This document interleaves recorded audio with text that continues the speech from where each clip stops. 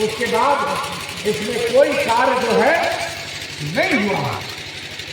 और अभी आपके आने से पहले मैंने यहाँ की देवी धाम के चार दीवारी के लिए और यहाँ से लेकर के आपको गिरवार बाबा तक किसी निर्माण के लिए मैंने जिला से पदाधिकारी यहाँ आया और दुखियार लेकर के चले।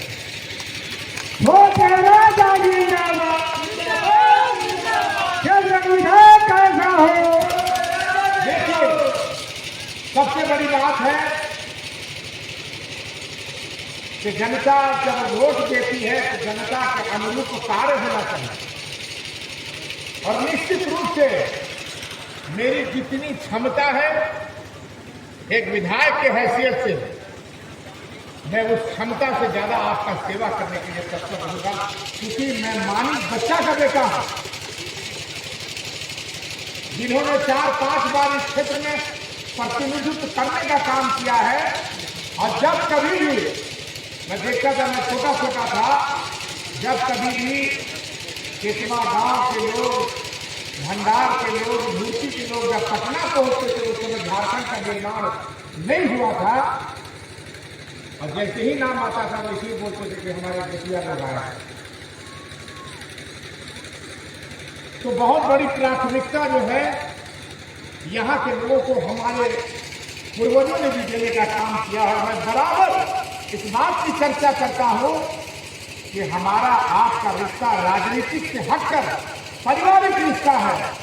मैं विधायक रहूं या न रहूं, लेकिन जब तक जिंदा रहेगा छोटे राजा आपको अपना परिवार मानते रहेगा। छोटे राजा जिंदाबाद, गरीबों का नेता कैसा हो, छोटे राजा जैसा हो।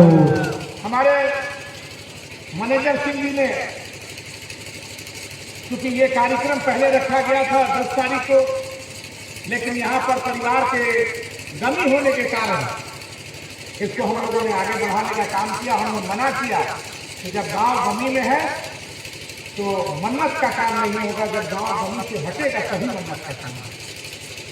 अभी कुछ चर्चाएं हुई हैं, कुछ लाल पट्टा की भी चर्चाएं हुई हैं। इसराइल जी ने, जब हम विधानसभा का पहला सत्र चल रहा था तो वन पट्टा का भी मामला पूरे क्षेत्र में, पूरे प्रखंड में इन्होंने भर्ती के लिए कहा, लेकिन हमने पूरे विधानसभा के लिए कहा। और मैं आपको विश्वास दिलाता हूं, लाल पट्टा का जो भी मामला है, और अभी हमारे गार्जियन कह रहे थे, हमको एक आवेदन दिए हैं कि इन लोगों ने इनको है कहना है कि 600 एकड़ जमीन जो आदिवासियों का है, 600 एकड़ जमीन का ऑनलाइन रसीद नहीं कटा है। मैं आपसे समझ के और निश्चित रूप से पहल करके उसमें ऑनलाइन रसीद कटवाने का हम लोग काम करेंगे, ताकि यहाँ की व्यवस्था आपको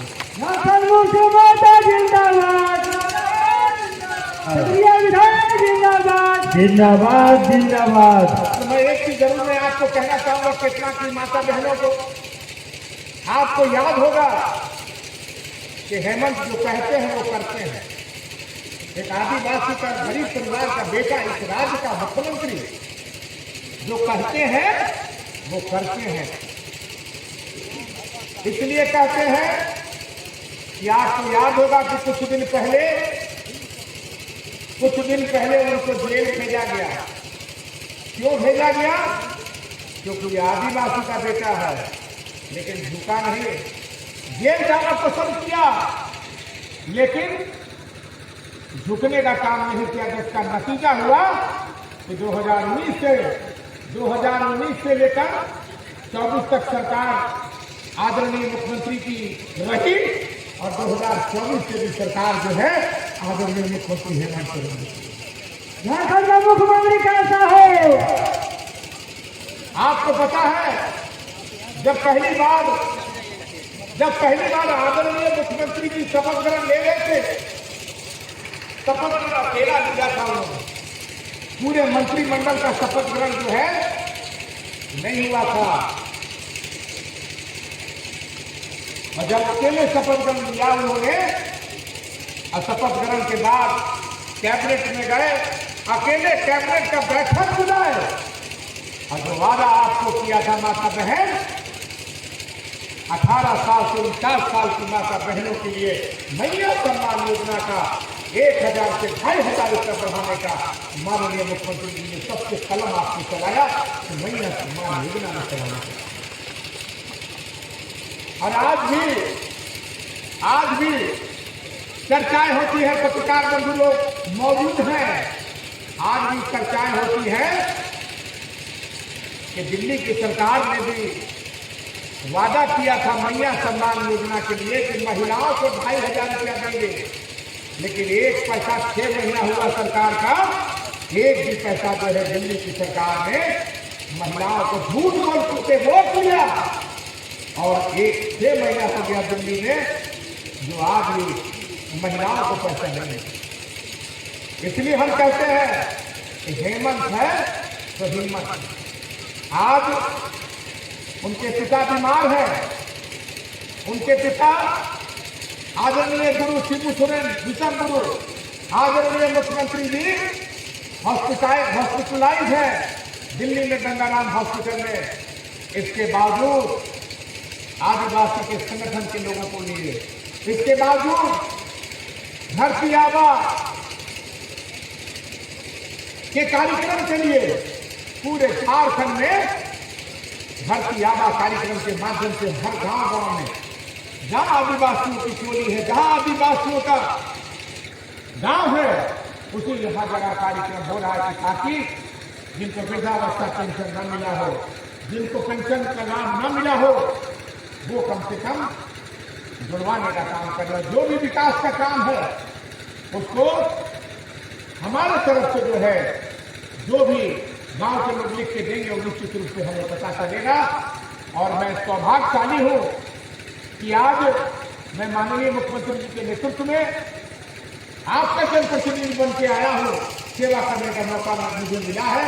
तो निश्चित रूप से मैं एक चीज मैं आपको कहना चाहता हूं, यहाँ के पूर्व के जनप्रतिनिधि भी काम किए हैं, लेकिन काम के साथ घोटाला भी हुआ। आज तक हम लोगों के दामन में दाग नहीं लगा। नगर उतारी दस परिवार अगर राजनीति करती है तो पैसा कमाने के लिए नहीं, सम्मान कमाने के लिए अगर करती है। और यही वजह है कि जब तक मालिक बच्चा जिंदा रहे अपने दामन में दाग नहीं लगने दिया। जब तक छोटे राजा जिंदा रहेगा अपने दामन में दाग कभी नहीं लगने देगा। बात समझ।